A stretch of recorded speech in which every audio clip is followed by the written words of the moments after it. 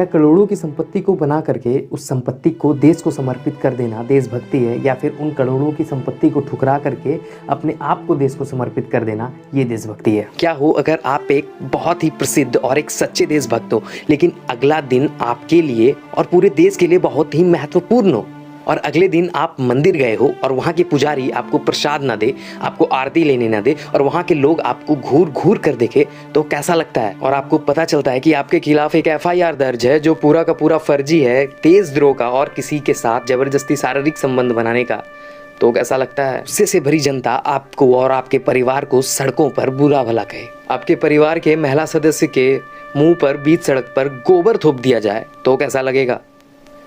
जिस बस से जाए उस बस को जला दिया जाए, आप और आपके परिवार पब्लिक के गुस्से का शिकार बन जाए, जबकि आप इस देश के लिए किसी के लिए भी गुनहगार नहीं है। फिर भी भारत अब वही देश बनने जा रहा है जहाँ पे सच्चाई से ज़्यादा अफवाहें चर्चा में रहती है, और इन्हीं कुछ चंद लोगों के कारण हमारे देश के कुछ लोगों की ज़िंदगी बर्बाद हो जाती है, जो हमारे देश के सच्चे सुपर हीरो होते हैं, सच्चे देशभक्त होते हैं। और इन्हीं अफवाहों के चक्कर में हम उनके साथ ऐसा सलूक करते हैं जिसे सोच कर भी हमारा दिल कांप उठता है, बस कुछ चंद लोगों के कारण। और ये हमारे देश में हुआ है, और जिसके जिम्मेदार हम और आप भी हैं। और उन्हीं में से एक सच्चे देशभक्त हमारे देश के great scientist doctor Nambi Narayanan भी हैं। उनके बारे में मुझे एक मूवी रॉकेटरी के थ्रू पता चला, तब जाकर के मैंने उसके बारे में उनके बारे में रिसर्च किया, और रिसर्च करने के बाद मैं इस कंक्लूज़न पे आया कि वीडियो बनाना तो ज़रूरी है। ये सिर्फ एक वीडियो नहीं है, एक सच्चाई है, हमारे देशभक्तों के साथ जो गुजरी है उसकी सच्चाई है। ये एक अनटोल्ड स्टोरी है, यानी कि अनसुनी कहानी है, जो आप लोगों तक पहुंचना बहुत ही ज़रूरी है।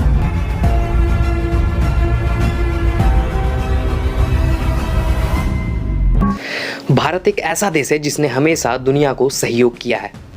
भारत ने कभी भी तलवार की नोक पर दुनिया के किसी भी देश को अपने अधीन नहीं किया है। इस भारत ने दुनिया को हर एक क्षेत्र में अपना अव्वल योगदान दिया है।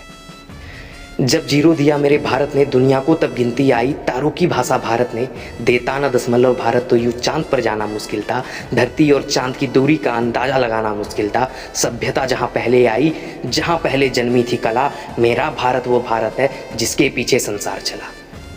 डॉक्टर नंबी नारायणन, जिनके काबिलियत के कारण हमने मार्स मिशन सक्सेसफुल किया, जिनके काबिलियत के कारण एक मार्शल मूवी, एक हॉलीवुड के मार्शल मूवी के भी कम बजट से मार्स ऑर्बिटर लॉन्च किया, वो भी बिना कैरानिक इंजन के। डॉक्टर नंबी नारायणन इसरो के एक ग्रेट साइंटिस्ट हैं। रॉकेट propulsion में मास्टर करने के बाद उन्हें नासा में काम करने का मौका मिला, लेकिन उन्होंने नासा का ये ऑफ़र ठुकरा दिया और अपने आप को, अपनी काबिलियत को, अपने हुनर को इस देश के लिए समर्पित किया, अपने एक्स्ट्रा ऑर्डिनरी टैलेंट को इस देश के लिए समर्पित कर दिया। नासा को ठुकराया क्योंकि उन्हें इस तारों की भाषा वाले भारत को एक नई ऊंचाइयों पे ले जाना था। जिस देश ने अपना पहला रॉकेट एक साइकिल पर ट्रांसपोर्ट किया, वो देश आज स्पेस रेस में दुनिया में सबसे आगे कैसे है? स्पेस एक्स के 1/4 कॉस्ट में रॉकेट यानी कि सैटेलाइट लॉन्च करने की पावर रखता है भारत कैसे? मार्स ऑर्बिटर को हॉलीवुड के मूवी से भी कम बजट में सक्सेसफुली लॉन्च किया कैसे? आज दुनिया की सबसे कुशल स्पेस एजेंसी है इसरो कैसे? जवाब है हमारे देश के कुछ असाधारण वैज्ञानिकों की मदद से, हमारे देश के कुछ एक्स्ट्रा ऑर्डिनरी साइंटिस्ट की मदद से, जिसमें से एक है सर नंबी नारायणन। उन्होंने विकास इंजन डेवलप किया जो आज भी हमारे PSLV सैटेलाइट के व्हीकल को पावर करता है। भारत चाहता था कि हम इंसानों को आउटर स्पेस में भेज सकें, और भारत को पता था कि इससे पहले हमें अपने लिक्विड फ्यूल पे काम करना पड़ेगा, यानी कि लिक्विड फ्यूल इंजन पे काम करना पड़ेगा, और ये बात नंबी सर को अच्छे से पता थी। विक्रम साराभाई सर, उन्हें अंतर्राष्ट्रीय स्तर पर भारतीय अंतरिक्ष कार्यक्रम का जनक माना गया। He is internationally regarded as the father of Indian space programme. Vikram Sarabhai sir को नंबी सर की काबिलियत के बारे में अच्छे से पता थी, इसीलिए उन्होंने नंबी सर को IBY लीग में पढ़ने के लिए भेजा। रशिया ने भारत के साथ 1990 में 235 करोड़ का एक कॉन्ट्रैक्ट साइन किया था, जबकि सेम टेक्नोलॉजी 650 करोड़ में फ्रांस और 950 करोड़ में अमेरिका सेल कर रहा था। इसका मतलब ये था कि 90s में भी भारत के पास स्पेस रेस में कॉम्पिटिट करने का पावर था, और पूरी दुनिया को पता थी अगर भारत को अच्छे टेक्नोलॉजी का साथ मिले तो भारत स्पेस रेस में पूरे दुनिया को पीछे छोड़ देता, सबसे कम कॉस्ट में सैटेलाइट लॉन्च कर सकता। इसीलिए भारत से कैरोनिक इंजन की टेक्नोलॉजी को छुपाना बहुत ही जरूरी था, यानी कि भारत से उस टेक्नोलॉजी को दूर रखना दुनिया वालों के लिए थोड़ा ज़रूरी था। उस समय के यूएस प्रेसिडेंट एच.डब्ल्यू. बुश ने रसिया पे प्रेशर डालना शुरू किया। जो कॉन्ट्रैक्ट हमारी रसिया से 235 करोड़ में हुई थी उसे कैंसिल करवा दिया गया। लेकिन फिर भी हमारे साइंटिस्टों की मदद से हमने कुछ टेक्नोलॉजी को इंडिया में लाने में सक्षम रहे, यानी कि इंडिया में लाने में सफल रहे। अमेरिका को पता था कि कैसे अपने दुश्मन देश को या तो फिर अपने से कमज़ोर देश को रेस से ही निकाल देना है या तो फिर उस रेस में पीछे करना है। ये अमेरिका को अच्छे से पता था।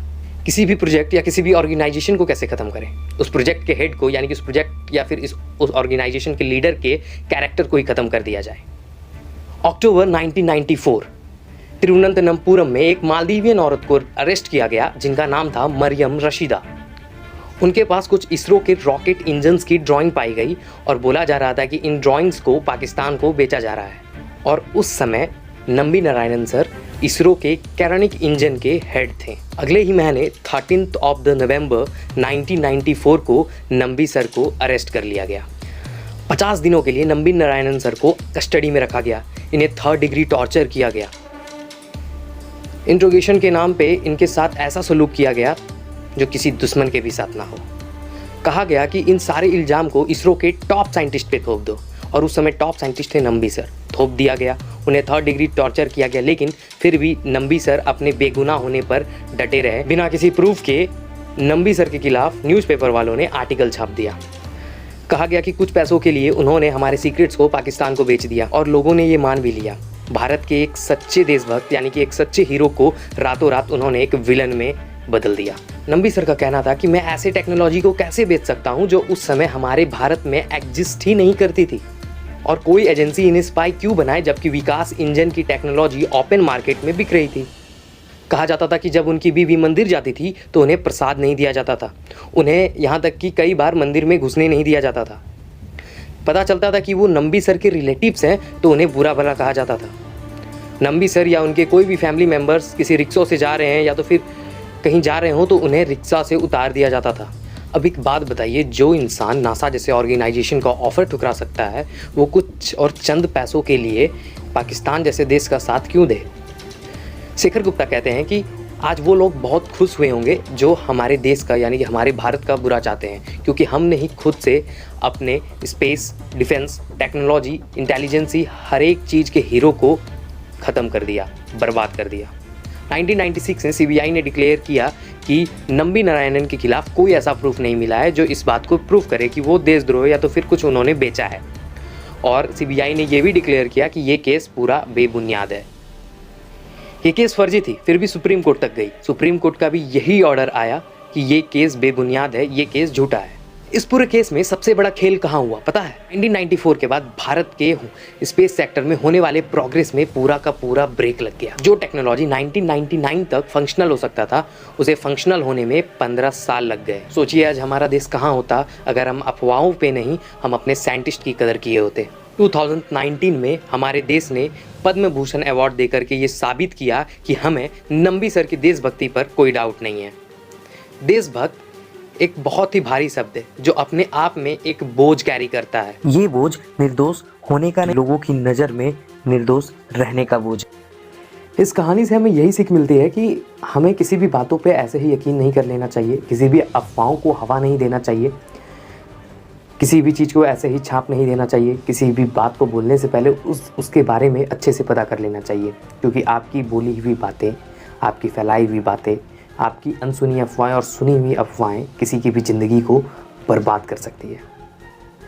हमें अपने देश के साइंटिस्ट, डॉक्टर्स, आर्किटेक्ट्स यानी कि इंजीनियर्स, आर्मी, सिविलियंस, हमारे देश के हर एक इस भक्त की कदर करना चाहिए, क्योंकि ये हमारे लिए करते हैं, इस पूरे देश के लिए करते हैं। इस वीडियो में यहीं तक, बाकी बात मिलते हैं हम अपने अगले वीडियो में।